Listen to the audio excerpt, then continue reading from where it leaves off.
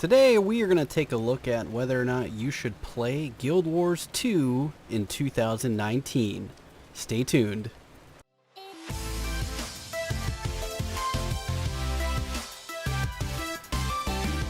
Welcome friends to a new game assessment. Today we are looking at Guild Wars 2 and whether or not you should play this in 2019.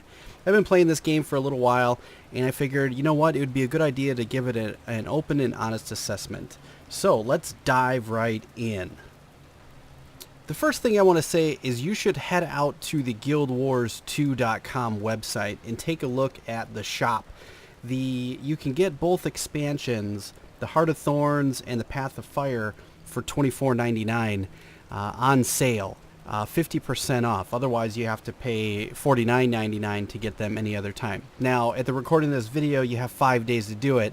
By the time you watch this, it might be 4 days to do it, or it might already be done. But if you're watching this video as soon as it releases and you're here right away, go ahead over there to take a look. Maybe you want to invest in the game. Now might be a good time to check it out. Without further ado, let's jump into the game. So, if you did have a chance to go over to the Guild Wars 2 website, you'll notice that it actually is free to play. Now, what I mean by that is you can download it, you can install it, you get the core game, you get all of the cool features of the game for the most part. Now, there is extra and additional content such as the expansions like Heart of Thorns and Path of Fire, which add more level 80 plus game content, but you get a whole lot of game for free to play. You don't have to get the subscriptions, you don't have to get the expansions, and you can still have a very good amount of content to be able to play inside. Now, with that being said, let's take a look. So one of the major tabs that you have here is you have your hero tab. You can dive right into your hero tab and you have all these different things just from your equipment tab. You can change your equipment, you can do all of these things. You can change your wardrobe, this is part of my favorite part of the game, you can collect these different dyes and you can dye all the different pieces of your armor. Look at that, you can change everything. It's super customizable. How amazing is that? You have these miniatures that you can collect, gliders, there's mounts and things, very cool. But one of the things I want to talk about is the game and whether or not it's pay to win. A lot of people are going to say that it is pay to win, but it's really not. There is a black line trading company and you can get gems. So they do fund some of this, but a majority of their money comes from, I would say, some of this stuff, but it's all style related. And probably everything that you can, I don't know if everything you can get in the gem store you can get in the game, but there are things that you can buy that are exclusive to gems, but it's usually cosmetic. There are upgrades to your character to make your quality of life in the game a little bit better, but it really doesn't give anybody another advantage over someone else, which is really great. So definitely not pay to win, and I've bought a few things just for fun to see how they work, and you can even get the expansions inside of the game console as well. So if you want to do that all through the game, you can do that too. So when you first get into the game, you have the ability to choose a character. Now we're going to go through this process a little bit. It gives you the opportunity to create a character. Now I wanted to show you all the cool options. Double click a slot and you have a bunch of different races. You've got the Char, you have, oh, not next.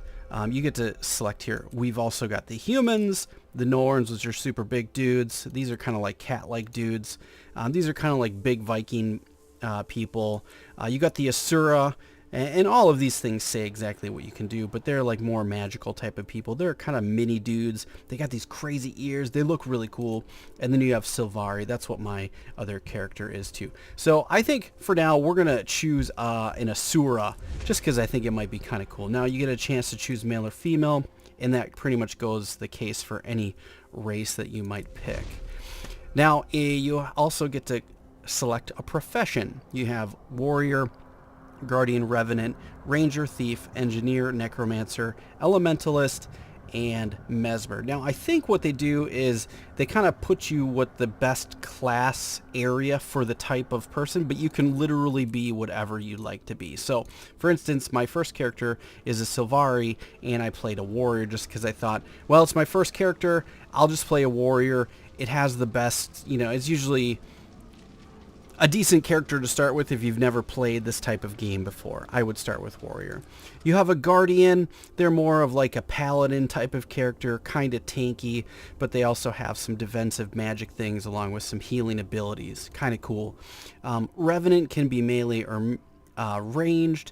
They deal with more magic wielding fighter things. They're kind of neat. They wear this like blindfold thing. They look really cool. I've never played Revenant, but there are some videos online that talk more about the Revenant and its things. Ranger, exactly how you would think. It's a ranged character. It favors range. You don't have to be ranged, but it's really a good idea. Thief, this is more of a stealthy type of character. Very good with stealthy attacks and trying to get people and hit people from behind and things like that.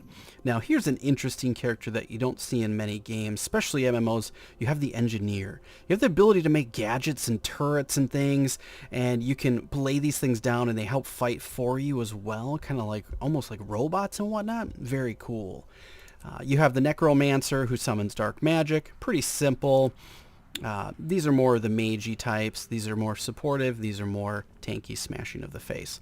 Elementalist. This is a magic caster that deals with all the different elements in the game. Air, fire. I don't know what all of them are. I think, you hear water, earth, fire, and air. I haven't played this character before, but I have seen it. It's very cool. And a Mesmer is kind of like a illusionist, if you will. They make different things and they kind of misdirect you. You can summon like 3 different copies of your person and you don't know which one to hit. It's very cool. I think what we'll do is we'll pick a thief. Now, cool thing is you can be super short, you can be super high, super tall. You can change all these different things with how you want to be. You can change your physique. There's all this stuff. You have skin tones you can choose. Which is really fun. You can make a crazy one. You have all these different markings. You have a lot of options when it comes to what you want to do. You can have a super sweet fro. I mean, how cool is that? I'm going to go with a white fro. They're so funny. They have really cool things that you can choose from. I kind of like that one. We're probably not going to finish this, but you have these different face types. You have different crazy ears. So you can really, you have a full customization detail. You can make super squinty. You can make green eyes, blue eyes. You can mess with the nose. You could really spend a great deal amount of time in the character customization. So that's what that does. And then you have your next thing is your background. Are you determined? Do you prefer anonymity? Do you do subterfuge? I think we'll do anonymity. And these are all how your character would be. You can read all this stuff. Charm, dignity, and ferocity. I think we'll go with charming because I'm a charming dude, you know? And then you get to choose what member of college. Statics. And then you have dynamics. You can read all these. It gives you different things. And synergistics. Let's do synergistics. And my favorite invention was the infinity ball, just because that sounds fun. You can read these things and pick one that best suits you. Now, here we go. My first advisor. This is the person that was kind of like your mentor. You can pick whoever. We'll do Master Brock because he sounds fun. And then you get to sign it with your name. And that's pretty much the whole character creation process. On to the world. So, in Guild Wars 2, you have the ability to have a very, very large map. Now, I'm in the city of Lion's Arch right now. This is sort of the main hub for where you would reach once you finish up from your starting area. Now, there are different starting areas around. For me, as a Sylvari, I started in the Grove.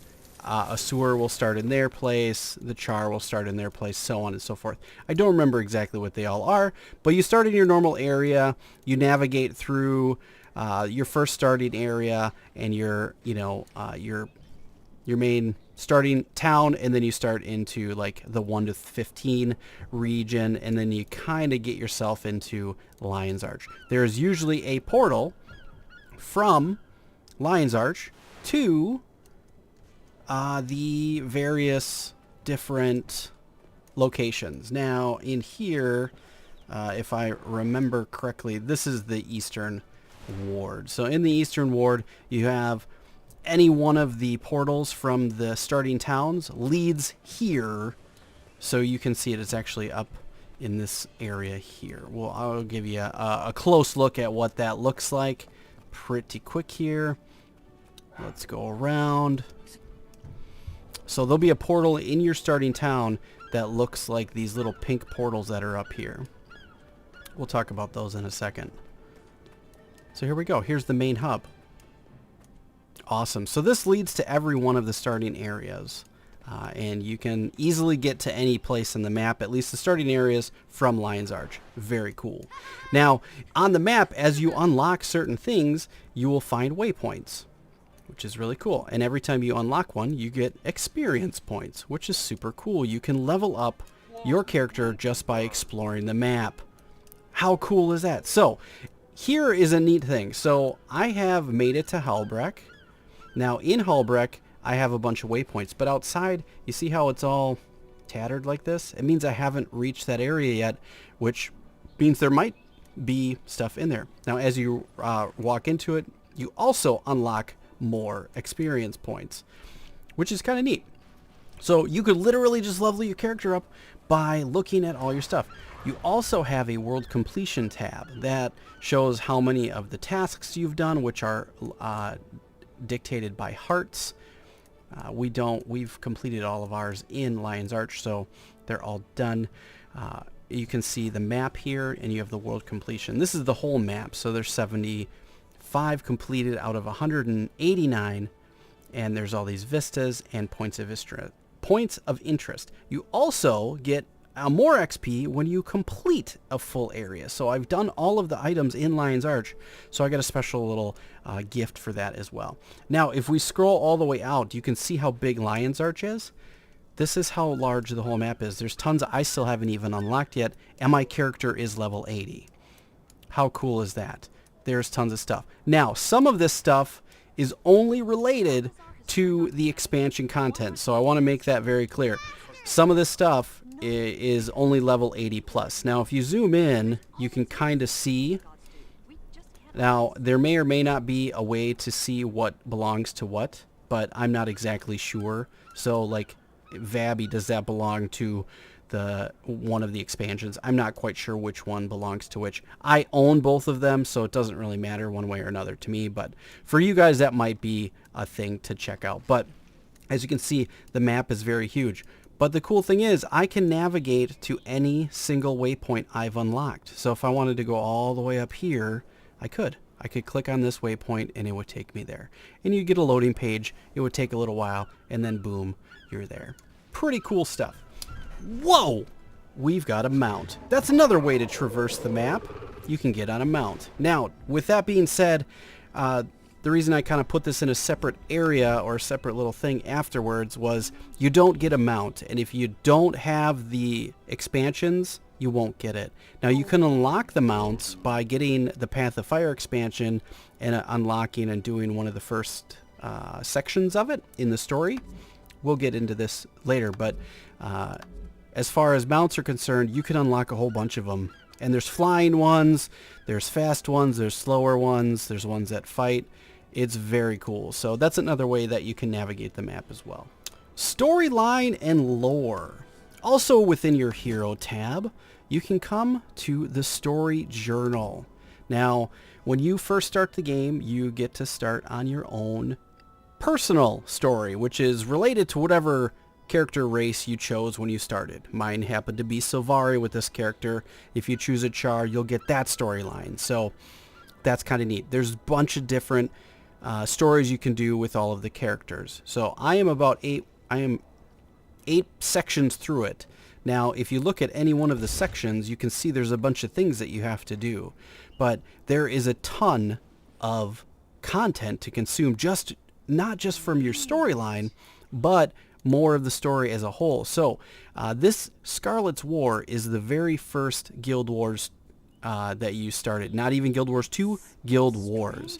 Now this one, I could play this if I wanted, but I don't.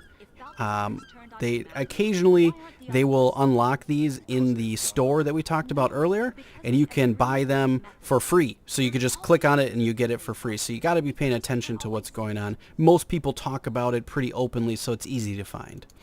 Then you have Living World 2, which talks about the first part of Guild Wars 2. Now this is the only part of the story I do not have. I will end up buying this for 200 gems when I get a chance. Then you have Heart of Thorns. You have Season 3, which is the next part of Heart of Thorns. So there's the first story of Heart of Thorns, which, as you can see, this helps unlock all those Rally to Maguma areas, which were in the map way up over here, Maguma Wastes. So stuff to think about if you're thinking about doing that stuff. But then there's also Living World, which is an additional story, Path of Fire, and then Living World Season 4 as well. So there's a ton of storyline. You can read a lot of this stuff online on the Guild Wars 2 wiki as well. Combat! All right, this is everybody's favorite thing when they decide to start an MMO. How is the combat? How does it play? Is it good? Is it tab targeting? How does that all work? So, you're in Guild Wars 2, you have a PvP lobby. You don't have to get a PvP lobby. You can just play and rank, and it'll take you into a PvP match, and it'll take you away. It gives you all these different things. There's League, which you can unlock once you make it to level 20, I believe. You have to get into level 20. There are tournaments you can join, which these are for the really top-end people that really know how to do PvP. But there's some pretty cool rewards you can get for doing these types of things. There's also reward tracks, which are kind of neat.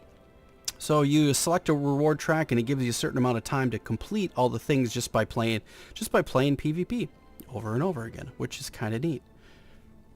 So as you get points and things, you can get some of these things, and you can unlock more and more stuff. There's weapons, there's items, there's materials, all kinds of stuff. And then there's also special game browser, which you can choose different games on different specific maps and do that as well. It's very cool. The other piece of this wonderful equation is there's also world versus world. Now I went into this once and I got completely smashed, so it is kind of neat. So what world versus world is, it's the Americans versus the Europeans, which is kind of cool, I believe. I think that's how it is. Yeah. If I'm wrong on that, I could be wrong, so if I am, please correct me in the comments. But here's the match overview, and here's kind of how it's going. You can see all of this stuff means something different. I'm kind of uneducated in this portion of the game, so I can't really speak a whole lot about it. But if you're into really high-end PvP, this will be for you. So along with the combat with PvP and world versus world, I wanted to just kind of show you how the combat really works. And if we're in a little place here, so really what it is you have a number of skills that you can choose, and then you have your other skills that are dictated by your build. Now in your build, you have the ability to unlock more and more things. So you start with your first skills, and you can unlock more and more. And then you have a build tab, which you can then choose your different skills. Now I have most everything unlocked when it comes to the basic stuff, but they all give you different things, and there's much more detailed stuff for builds as you grow and you learn, but that's a little bit more detailed than the sake of this video. But as you can see, it's pretty much just use the numbers, and all of these skills will change based on your weapon. The other cool thing is you have the ability to change your weapon set. Now, actually, for some reason I cannot change mine. I wonder why that is. Whoops. H and equipment. I had this can only be used in PvP, and it actually requires a spell breaker. So let's just take two of these. I just want to show you guys this. So if we can switch between our weapon sets, and you can see it gives you different things to do. So one of my favorite skills is this whirling axes. It looks so cool. The animation is just so neat. But you can play around with all of those different types of things as well.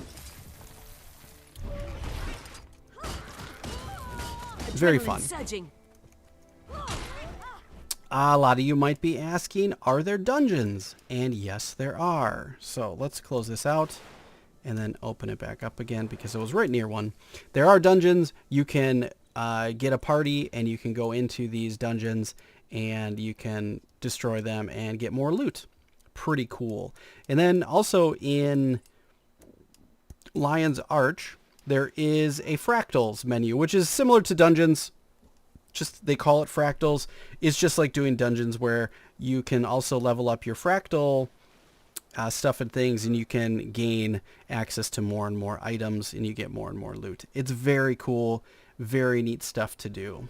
The other interesting thing is world bosses. So there is an event timers page on the Guild Wars 2 wiki, and you can copy these codes, which will then take you to a junction point. And if you have a junction point, you can go, this one's called Junction Camp.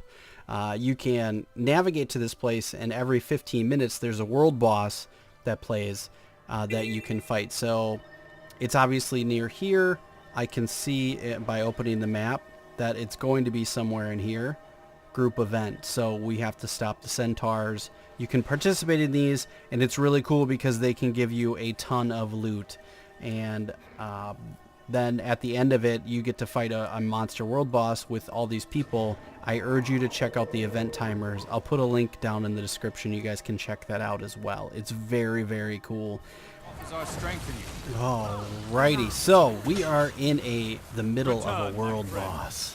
Or a world event. So we have to, and it's all different various things. So we have to protect Captain Edwards, and then we have to confront Ulgolf, or Ulgolf. I don't really know how to pronounce it, but you guys get the idea. So there's Ulgolf, and you can see how many people are here. Now when we finish this, it's a bunch of different various things. A lot of times you have to defeat enemies, they shoot things at you, there's dragons, you have all a bunch of different types of world bosses. But if you go to those event timers and you check them out, you're going to do any different types of things. These are a lot of fun, so I urge you guys to check them out. They're a blast. Okay, we have to kill 3 of the war beasts, and then we can fight him. So let's take a look here. I want to show this because you guys can kind of get an idea of what it's like to fight a world boss. Because it's a lot of fun, and you have so many people. It's really a good time. It's very exciting, especially when you're fighting a huge dragon, and you get thrown across the map, and you get smashed. It's a lot of fun. And these guys are no joke. These guys are difficult to beat. It does take time. You will die. So this is pretty typical of a world boss. There's just all kinds of stuff going on the screen. It's difficult to follow, but it is a lot of fun. There he is. He is now out of his protective shield, and we can attack him. I'm guessing he has a normal area that he runs to, and then we will fight him when he's no longer invulnerable. Looks like it's in between the middle rocks. Some of them are very difficult. They take 20-30 minutes to kill. As you can see, this one's went pretty quick. So close. Yeah. And you'll see, I can show you guys the loot afterwards as well. Ooh. You can't stop. Strike maximum adrenaline. Shake it off. Never capitulate. Glorious combination of skill. Spell break. There we go. We defeated him. We completed the system, and there's usually a chest or something. I'll wait till everybody dissipates. Did this one not happen? No. Maybe there is? I appreciate the help. Oh, get out of there. That's not good. Get out of the flaming circle of death. Here we go. That's refreshing. You get an event reward. You get some decent items from doing this stuff, so it is a good idea to do. Now, usually there's a... Yeah, there we go. We got it. So there's like a chest. It's tough to see because there's so many people. There it is. So there's a loot chest that you get to. And as you can see, we got all of that stuff just from that one battle. Very cool. The crafting system. Everybody loves to know the crafting system. Can you craft in Guild Wars 2? Yes, you can. Here in Lion's Arch, and now in any other city, really, honestly, you can talk to all these different merchants. There's armors, there's legendary crafting, weaponsmith, huntsman, leatherworking, artificing, cooking, which I've done, tailoring, jeweling. Now, if you go to any one of these systems, you can talk to them and you can teach you. They'll ask you about being a crafter or a jeweler, whatever. You click on it. Now, I have purchased the maximum number of crafting licenses, so I cannot actually become a jeweler. But I can show you what it looks like to be a cook, because I've done that one. So over here, you can go to a cooking station, and these are scattered through various cities. And in here, you have the ability to select any of your items, and you can put things in here, and you can craft different stuff. So look at that. I can make cheese bread now if I had the right stuff, but I don't. But it's kind of neat. There's also production, so all the things that you've unlocked. So you could click on any one of these. It tells you how to make it, and if you have the items that you need. If you need to view a recipe, you can click on that. Oh, we could make a bowl of frosting. Let's craft one of those. Boom. Close that guy. Let's craft one of those. Boom. And let's craft one of those. So now we've made a bowl of chocolate omniberry frosting, and it showed up in my inventory. Let's close this here. There we go. There it is. Pretty neat. So, and I can't eat that thing because it belongs to something else, but you guys get the idea. It's pretty simple. It gives you all the stuff that you need. You can discover new things by doing different things, putting different things together and seeing what they come up with. So this would make, there we go. There we go. Now I've just unlocked a buttermilk biscuit. How cool is that? Let's craft one and see what we get. So there's obviously, I am a master chef, but I've done enough to unlock everything that I need. Now as far, here, close that, and let's see what the buttermilk biscuit is. There we go. It gives nourishment for 30 minutes, plus 20 vitality, and plus 10 experience from kills. That's pretty cool. So cooking is pretty cool. Now all the other ones are worth doing too, and you have to decide what you think is best for your character. But the neat thing is you can also connect this to your bank. Or it's already connected automatically, but you can scroll down, you can move things into your bank. Here's all my crafting items. You also have material storage in your bank. So we've got, here's all my basic crafting items. Here's all my intermediate crafting items, my advanced crafting materials, ascended materials, that's upper class stuff, gems and stuff. This is for artificing. And here's all my cooking materials. Look at all the stuff I have. And it just kind of goes into your bank. And you can pull it out of your bank right into your inventory. Pretty neat. So, and as you start at 1, and as you find new ingredients and you put things together, you level up. Now there are guides online to be able to do this the most efficient way possible with the least amount of money, and I did that for this one. It cost me about 3 gold, and I was able to get everything all the way up by getting the items I need and doing the maximum amount as quickly as possible. So otherwise, you don't have to do that. You can just kind of figure it out on your own as you find things. That's a fun way to do it too. So crafting is very fleshed out, and in any one of the crafting professions, you can do a lot of really cool stuff. Okay, so overall, my assessment of Guild Wars 2. Will you enjoy playing this game? Absolutely. Is there a ton of content to consume? Yes, there really is.